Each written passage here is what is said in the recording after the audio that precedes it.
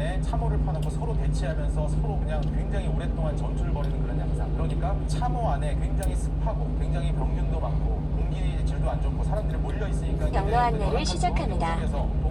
다음 안내까지 계속 직진입니다. 더 폭발적으로 전파가 됐다는 게 있고요. 그래서 당시에 1918년도 스페인 독감이 한참일 때가 세계대전이 한참일 때인데 1차 세계대전에 의해서 전 세계 군인이 죽은 숫자가 1,300만 명이에요. 그런데 스페인 독감에 의해서 죽은 사망자가 보수적으로 잡아도 5천만 명이라고 하거든요. 그러니까 전 세계가 다 들러붙어서 전쟁했던 그 사상자 수보다 이 독감 때문에 죽은 사람이 더 많으니까 그 위력을 실감할 수 있죠. 이게 처음에 이제 미국에서 발생했다고 했잖아요. 캔사스에서 처음 발생한 걸로 알려졌는데요. 이 바이러스가 여러 학자들의 노력으로 인해서 그 알래스카 빙하에서 이 인플루엔자 바이러스에 걸려서 죽은 사람의 몸에서 RNA를 뽑아서 이 바이러스의 전체 유전체가 해독이 됐어요. 봤더니 조류 인플루엔자하고 상당히 유사한 조류 인플루엔자의 여러 다른 종의 인플루엔자 바이러스가 섞인 그러나 백본 전체적인 기본은 조류 인플루엔자 H1N1이라고 하는 바이러스이고요. 그 바이러스에서부터 온 거고요. 근데 이게 지금 이제 명확히 정답을 아는 사람은 없어요. 항상 바이러스에 대한 질문이 답이 모두 그렇듯이 그냥 추측하는 바로는 조류에서 돌고 있던 인플루엔자 바이러스가 어떤 우연한 기회에 뭐 돼지와 같은 인플루엔자 바이러스에 굉장히 예민한 사람 바이러스, 조류 바이러스가 다 감염이 가능한 이런 돼지 같은데 한번 전파가 돼서 증폭이 되면서 돌연변이가 일어나면서 이 바이러스가 다시 사람으로 넘어온 거 아니냐라고 추측을 합니다. 그러니까 정확한 어떤 경로에 의해서 왔는지는 모르고요. 다만 우리가 정확히 알고 있는 것은 이게 조류의 바이러스구나 라는 정도만 알고 있습니다. 뭐 전형적으로 이제 폐렴, 당시 이제 사람들이 다 새파랗게 변해가면서 죽었다라는 그런 이야기가 있을 정도로 폐렴에 의해서 죽는 경우가 있거든요. 지금까지 이제 연구 주제로 관심을 갖고 있는 것 중에 하나가 이 사이토카인 스톰이라고 하는 유독 왜 죽게 되면은 상대적으로 건강한, 되게 건장한 20, 30대 청년들이 많이 죽었느냐. 약 600m 앞 시속 60km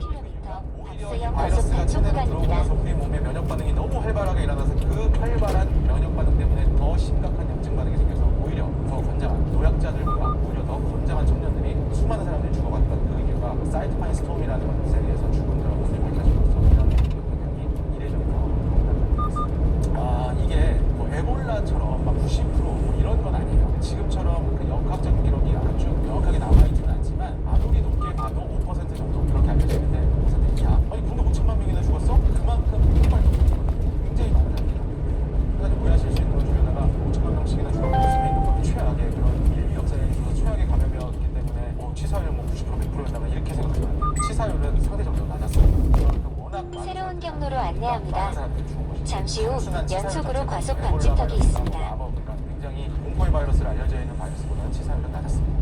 예, 저도 국회에 있는 옛날 신문을 발표 때문에 찾아가서 이제 본 적이 있는데요. 대한매일신보였어요. 1918년도에 무오년 독감이라고 해서 아예 그 독감에 대한 기사가 굉장히 여러 건 있더라고요. 우리나라도 굉장히 심각한 피해를 입었구나 걸 알 수 있고요. 무오년 독감 관련해서 굉장히 심하게 발생을 했고 사람이 많이 죽고 이런 것들 기사도 굉장히 많은데 저는 개인적으로 아주 재미있으면서도 충격적인 기사였던 게 축견에도 유행 감기라는 기사가 굉장히 뇌리에 강하게 났습니다. 축견, 가축, 그리고 개도 이 무오년 독감, 이 스페인 독감이 전파가 돼서 경기도에서 개들이 죽었다라는 기사가 있어요. 그 역인수 공통 감염병의 사례가 역사적으로도 이렇게 증명이 되고 있구나라는 굉장히 저는 충격적인 기사여서 제 기억에 오래 남습니다. 저도 모르는데 이게 기록상으로 보면 이게 좀 아쉬워요. 당시에 어떤 의학 기술도 많이 떨어졌고 그리고 어떤 역학이라는 개념이 사실 거의 없던 시기이기 때문에 굉장히 기록물 자체가 빈약해요. 다 간접적으로 우리가 이제 추측을 하는 것들인데 지금 정확한 기록은 1918년도 이 스페인 독감도 2번의 파동이 있었다고 알려져 있습니다. 굉장히 많은 사람들이 엄청나게 사망을 했던 한 번의 급격한 파동 그리고 한참 있다 다시 한 번 파동이 있었다고 알려져 있는데 지금 와서 이게 어디로 사라졌을까는 의문을 갖고 있는데 이것은 이제 집단 면역 때문이라고 하는 게 우세적인 것 같아요.